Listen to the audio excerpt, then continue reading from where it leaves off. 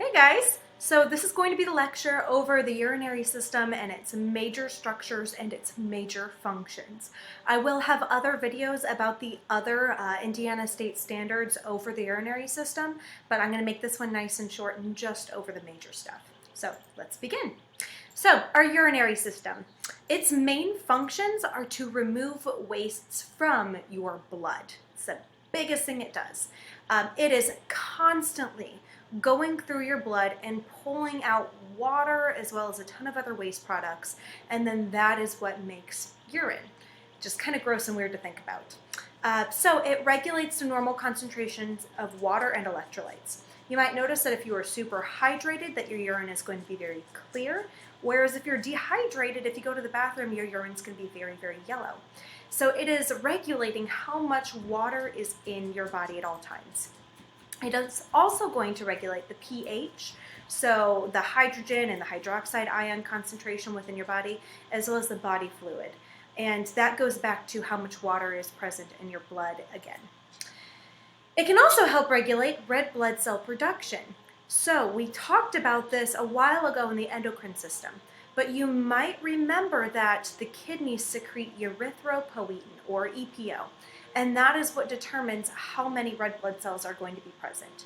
If you are anemic, it might be that erythropoietin is not being secreted at a regular rate, so you're not producing as much red blood cells within your bone marrow. And then at the end of the day, it regulates your blood pressure. Why? Because the more fluid you have in your blood, the more water you have in your blood, the higher the pressure is going to be.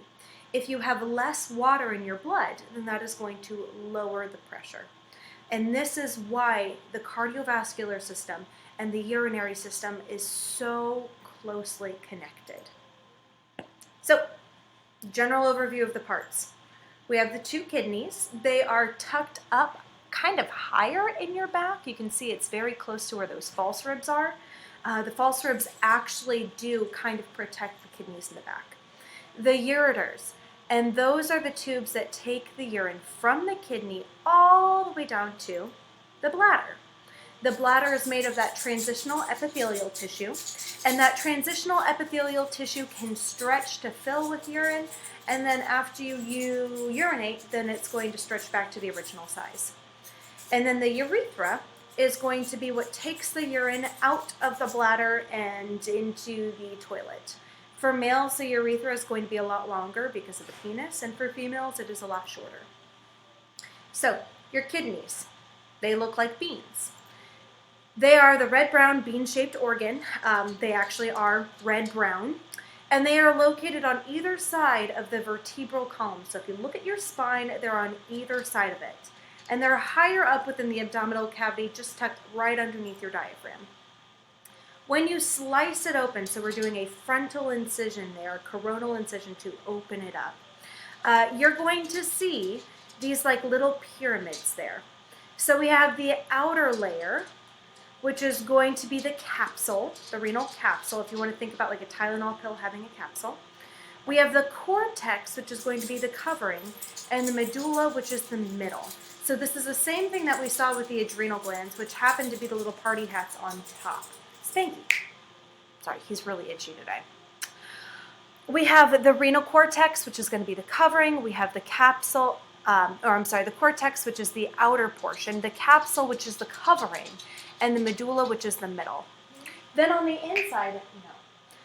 inside, we have these like calyxes, which are going to be collecting the urine from the medulla and eventually the cortexes as well. So your kidney functions. It regulates fluid composition, volume, and pH of the extracellular fluid. Why? It regulates that based off of the blood. It forms the urine by filtering out your blood, and it secretes erythropoietin to control red blood cell production. This is going to be one of your standards. I did not mention this earlier, but this is going to be one of those things that you do need to include in your PowerPoint. So it secretes erythropoietin to control red blood cell production. If we have too much red blood cell production, then that's going to be called polycythemia. If we have too little, then that is anemia. So once again, we're having that like Goldilocks zone of either too much or too little. It also helps with activating vitamin D, and it secretes renin. And this is also going to be really, really important for body fluid concentration. Renin is going to be a hormone that is used to regulate blood volume and pressure. And hopefully we're going to see a little bit more about that later on. Kidney structure. So we have the sinus, and a sinus is a cavity just like how you have your sinuses up here in your head. And this is what allows for you to collect the urine. Now, just like with the lymph nodes, this entrance over here, that is the hilum. And going through the hilum, we have the renal artery and the renal vein, which goes away. So artery goes towards it, the renal vein goes away. Now, the reason why it's opposite here from like the circulatory system, you have to think about arteries going away from the heart and then coming back. So it is dropping off the oxygenated blood here, diffusing the oxygen, diffusing the glucose and all those things that your kidney needs, while filtering it at the same exact time. So it's kind of killing two birds with one stone. The renal vein takes a deoxygenated and now clean blood back into the heart. We have some lymphatic vessels that are going to go in and help clean it as well. We have some nerve endings that are going to go in to make sure that you don't have anything funky going on. It's going to kind of control whether we need to dilate some blood vessels or constrict some blood vessels, and then it's also going to alert you to some pain. And then finally, the last thing that's going to come out of here is the ureter. And the ureter is where all the urine is going to go eventually into the bladder. So the ureter expands down into the pelvis, and that is going to be that renal sinus. We have the pelvis divided up into the major and the minor calyces. And the major, so we've got the renal pelvis right here going into the ureter. And the minor calyces are going to be connected to the renal medullas. And the major is just like going from one part to another. The major is that bridge in between the renal pelvis and the minor calyces. Renal papillae, these are the projections of the renal sinus wall with the openings into the calyces. So the papillae are going to be these like little bumps there. You don't need to know a ton of information about that. And surrounding the renal sinus, we have the renal medulla, which are those little pyramids, and the cortex, which is the covering over everything. So this is a fantastic diagram going through and showing you all of the little parts. Here we have the renal pelvis, we have the minor calyx, we have the major calyx, the medulla, the cortex, and then the capsule is going to be on the outside. So this is just a really good example of that renal papilla and just how small it is and how it does connect the minor calyx to the renal medulla. Okay, so blood flow to the kidneys.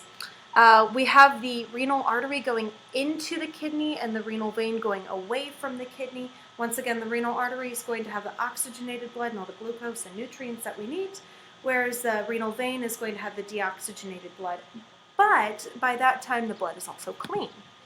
So the renal artery carries about 15 to 30% of all cardiac output. This is a ton.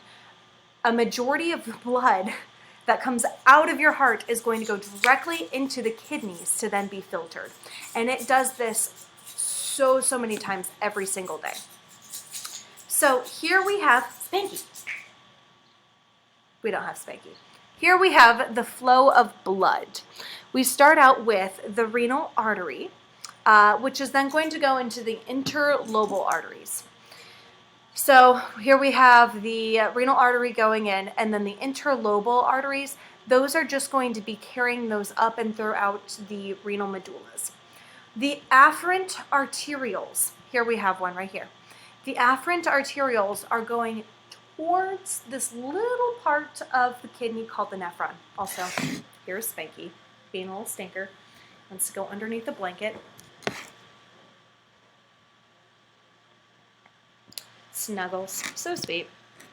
Okay, so the afferent arterioles are going to take the blood to the nephron, where it's going to go into this thing called the glomerulus, and that's going to be really important later on. We're going to talk about that. After this, the glomerulus is going to have the blood go through the efferent, or with the E, efferent arteriole, and then it goes all the way down and through these peritubular capillaries. You can see how the capillaries kind of intertwine themselves around this nephron. After that, it enters the venous system and it leaves through the renal vein. So the most important stuff for today and for this lecture is that the afferent arteriole is going to take the blood to the glomerulus, which we're going to talk a lot more about later on. Glomerulus is then going to have blood getting filtered out and pushed out. All of this plasma is going to leave. And then it goes into the efferent arteriole, down and around the nephron, where it's going to exchange its gases and do a lot of the filtering. And then eventually it's going to leave through the renal vein. And I believe that is it for this lecture. If you have any questions about what's going on, feel free to contact me. We can meet virtually, or we can just talk through on Schoology as well. All right, have a good day, and once again, let me know if you have any questions.